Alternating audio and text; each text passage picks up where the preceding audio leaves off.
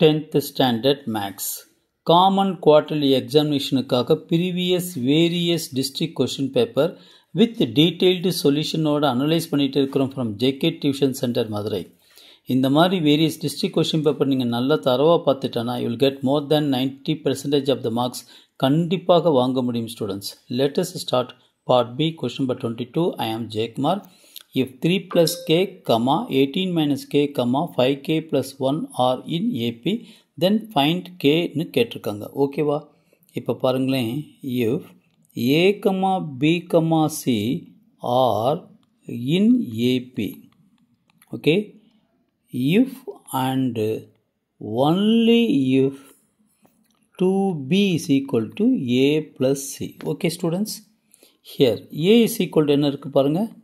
3 plus k. b equal to என்ன இருக்கு பாருங்க? 18 minus k. c is equal to என்ன இருக்கு பாருங்க? 5k plus 1.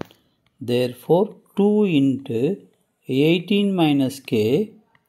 So a உடைய வேல்யூ 3 plus k. c உடைய வேல்யூ 5k plus 1.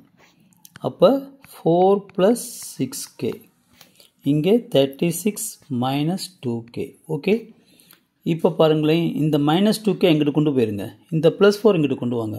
அப்போ 36 மைனஸ் 4 இங்கே 6k ப்ளஸ் 2k, இங்கே 8k வந்துடும், இங்கே 32 வந்துடும்.